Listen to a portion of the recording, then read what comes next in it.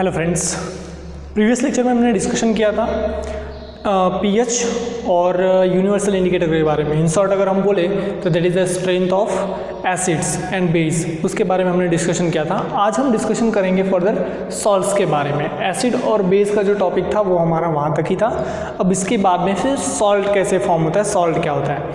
तो अगर आपको याद हो तो जो केमिकल प्रॉपर्टीज़ हम डिस्कशन कर रहे थे वहाँ पे हमने क्या देखा था कि जो भी पर्टिकुलर एसिड अगर बेस के साथ में रिएक्ट करेगा तो सॉल्ट और वाटर मॉलिक्यूल फॉर्म करने वाले हैं, ठीक है। उसके बाद में फिर जो सॉल्ट फॉर्म होगा वो सॉल्ट का नेचर कैसा होगा वो सब हम आज डिस्कशन करेंगे।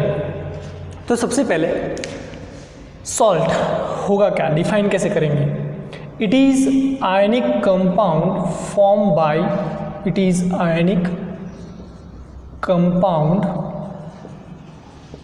Formed by neutralization reaction, neutralization reaction. अब ये न्यूट्रलाइजेशन रिएक्शन क्या होता है, कोई भी एसिड अगर बेस के साथ में कंबाइन होगा, एसिड और बेस आपस में कंबाइन होंगे तो वो क्या फॉर्म करेंगे, सॉल्ट प्लस वाटर, ठीक। तो that is the preparation of salt. और एसिड और बेस दोनों आपस में कंबाइन होंगे तो कौन सी रिएक्शन होगी, न्यूट्रलाइजेशन रिएक्शन होगा। एसिड को न्यूट्रलाइज कौन करेगा, बेस न्यूट्रलाइज करेगा, ठीक है। तो ये हो गया सॉल्ट का डेफिनेशन। नाउ अगर हम बात करें कि फैमिली के बारे में तो यहाँ पे कुछ फैमिली ऑफ सॉल्ट्स होंगे, फैमिली ऑफ सॉल्ट्स। कैसे डिटर्मिनेशन करेंगे कि ये पर्टिकुलर फैमिली ये सॉल्ट का है।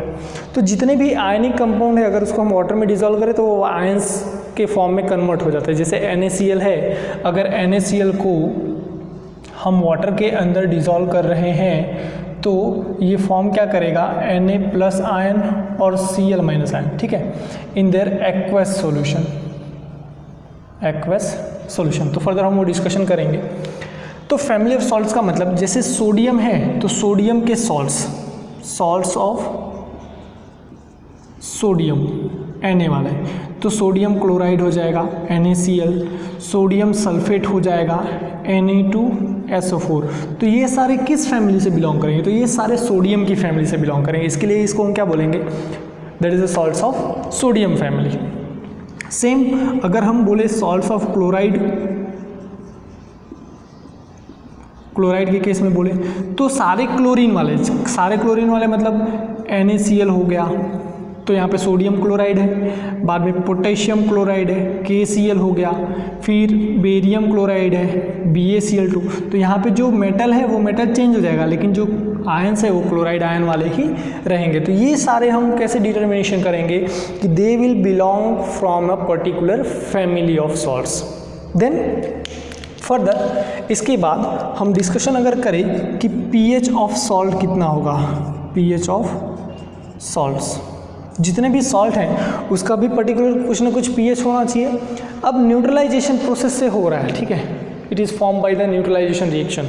अगर एसिड का स्ट्रेंथ के बारे में हमने पढ़ लिया है और बेस का स्ट्रेंथ दोनों इक्विवेलेंट होगा तो न्यूट्रलाइजेशन रिएक्शन होने वाली है। सपोज अगर कोई एक का स्ट्रेंथ ज़्यादा हो तब क्या होगा, तो normally before starting this we have to known about strong acid and weak acid. Strong acid क्या होता है और वीक एसिड क्या होता है। सेम स्ट्रॉन्ग बेस क्या होगा और वीक बेस क्या होगा। अब अगर हम एसिड के लिए बोल रहे हैं कि स्ट्रेंथ ऑफ एसिड अगर स्ट्रॉन्गर है तो उसका मतलब क्या, pH उसका क्या होगा, ज़्यादा होगा। तो यहाँ पे स्ट्रॉन्ग एसिड के केस में जैसे HCl है, H2SO4 है, HNO3 है, ये सारे कैसे हैं, स्ट्रॉन्गेस्ट एसिड, ठीक। वीक एसिड में जैसे एसिटिक एसिड है हमारा CH3COOH, ठीक है, इसका नेम क्या होगा, एसिटिक एसिड। फिर ऑक्जेलिक एसिड है, ऑक्जेलिक एसिड, इसका फॉर्मूला क्या होगा H2C2O4। ठीक, तो ये सारे कैसे आ जाएंगे, वीक में आ जाएंगे। जहाँ पे H प्लस का concentration maximum, H plus ions का नंबर जो है वो मैक्सिमम होगा, उसका स्ट्रेंथ ज़्यादा होगा एसिड का, इसके लिए उसे हम क्या बोलेंगे, स्ट्रॉन्ग एसिड बोलेंगे। वीक एसिड के केस में हम क्या बोलेंगे, जहाँ पे H प्लस आयंस का कॉन्सेंट्रेशन कम होगा वो किस में आएगा, वीक एसिड में। ठीक, अब बेस के केस में हम कैसे डिटर्मिनेशन करते हैं, तो OH के केस में तो जो स्ट्रॉन्गेस्ट बेस है वो कौन सा होगा, तो स्ट्रॉन्गेस्ट बेस के केस में NaOH है, KOH है, ठीक, BaOH ट्वाइस है, ये सारे कैसे हैं, स्ट्रॉन्ग बेस है। वीक बेस के केस में जैसे हमारा NH4OH, फिर Na2CO3 एट्सेट्रा, ये सारे कैसे हमारे वीक बेस। तो वीक बेस का मतलब कि अमोनियम हाइड्रोक्साइड, NH4 किसके लिए होगा, ammonium, OH hydroxide, Na2CO3, Na2 का मतलब Na है सोडियम, CO3 कार्बोनेट, तो सोडियम कार्बोनेट। तो ये कुछ हमारे एसिड के अंदर भी स्ट्रॉन्ग एसिड और वीक एसिड के फॉर्म में। अब सपोज स्ट्रॉन्ग एसिड और स्ट्रॉन्ग बेस कंबाइन होंगे, दोनों स्ट्रॉन्ग है, तो जो सॉल्ट मिलेगा वो कैसा होगा, न्यूट्रल होगा, और उसका pH कितना आएगा, 7 जितना आएगा। लेकिन अगर स्ट्रॉन्ग एसिड और वीक बेस कंबाइन होंगे तो सॉल्ट कैसा होगा, एसिडिक होगा, क्योंकि इसकी स्ट्रेंथ क्या है, ज़्यादा है। अगर कोई भी दो कंपोनेंट्स रिएक्ट कर रहे हैं, जो स्ट्रॉन्गेस्ट होगा, जिसकी pH ज़्यादा होगी, और जिसके लिए pH के लिए हम बोले जिसकी स्ट्रेंथ ज़्यादा होगी, तो जिसका स्ट्रेंथ ज़्यादा वैसा ही सॉल्ट क्या होगा, फॉर्म होगा। तो उसके लिए कुछ कंडीशंस हैं, ठीक है। फॉर दैट अगर हमारे पास स्ट्रॉन्ग एसिड है और वो अगर स्ट्रॉन्ग बेस के साथ में कंबाइन होगा, इट गिव्स सॉल्ट फॉर्म करेगा प्लस वाटर फॉर्म करेगा। ठीक, एसिड और बेस साथ में है तो सॉल्ट क्या होगा, फॉर्मेशन होने वाला, बट सॉल्ट का नेचर कैसा होगा, न्यूट्रल होगा। ठीक है, लेकिन अगर यहाँ पे मैं चेंज करूँ कि हमारे पास में स्ट्रॉन्ग एसिड है और वीक बेस है,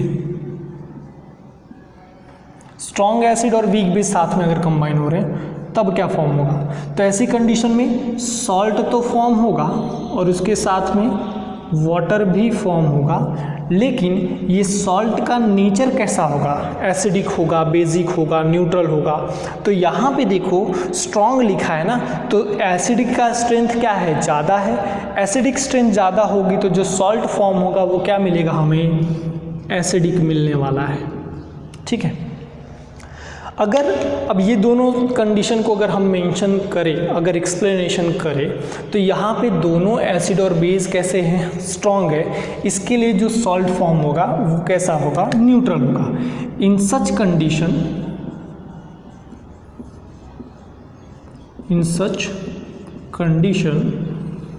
the pH of obtained salt will be near to 7 के आसपास रहने वाला है, या फिर will be 7। ठीक है, न्यूट्रल है तो 7 पे होता है न्यूट्रल। हमने pH रेंज देखा था कि 0 से लेकर के 14 तक हमारा pH है और इसमें बीच में कहाँ है, 7। तो ये जो पूरा पार्ट है वो हमारा कैसा होगा, एसिडिक होगा, और 7 to 14 कैसा होगा, बेसिक होगा। लेकिन जो 7 पे है वो कैसा होगा, वो रहने वाला है न्यूट्रल। ठीक है, वो कैसा रहेगा, हमारा न्यूट्रल रहने वाला है। ओके, सो इसका pH कितना रहने वाला है, 7 रहने वाला है। Next, strong acid plus weak base, तो हमारा कैसा मिला, एसिडिक। तो एसिडिक का pH कितना होगा, 7 से कम। इन दिस कंडीशन, कौन सी कंडीशन, जब स्ट्रॉन्ग एसिड और वीक बेस कंबाइन होंगे तब obtain the pH of obtained salt is less than 7 से क्या होगा, कम होगा। ठीक है, अब अगर ऐसे ही मैं आपको बोलूं कि हमने 1 2 3 कंसिडर करिए, एक वीक एसिड वाला बाकी, अगर वीक एसिड और वीक बेस होगा तो दोनों का स्ट्रेंथ कैसा है, वीक है, तो सॉल्ट कैसा फॉर्म होगा, न्यूट्रल फॉर्म होगा, तो उसका पीएच कितना आएगा, 7 आएगा। लेकिन अगर वीक एसिड और स्ट्रॉन्ग बेस बोले तो बेस का स्ट्रेंथ क्या हो जाएगा, ज़्यादा, तो हमारा जो सॉल्ट फॉर्म होगा वो कैसा फॉर्म होगा, बेसिक। तो इसके ऊपर से आपको आइडिया आ गया होगा कि अगर एसिड और बेस साथ में कंबाइन होकर सॉल्ट फॉर्म कर रहे हैं तो वो सॉल्ट का पीएच कितना होगा, 7 से ज़्यादा होगा, 7 होगा, या फिर 7 से कम होगा। तो फर्दर ये दोनों कंडीशंस के लिए भी हम मेंशन कर लेते।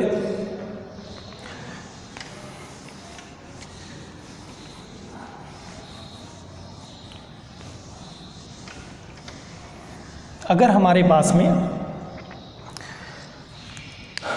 Next one, third one, that is weak acid और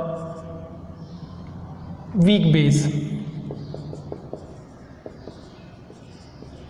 ठीक है, तो क्या फॉर्म करेगा, एसिड है तो सॉल्ट फॉर्म होगा और उसके साथ में वाटर फॉर्म करने वाला है। तो यहाँ पे जो एसिड और बेस साथ में कंबाइन हो रहे हैं उनका स्ट्रेंथ कैसा है, वीक है। वीक है तो ये क्या मिलेगा हमें, न्यूट्रल मिलेगा, न्यूट्रल सॉल्ट होगा।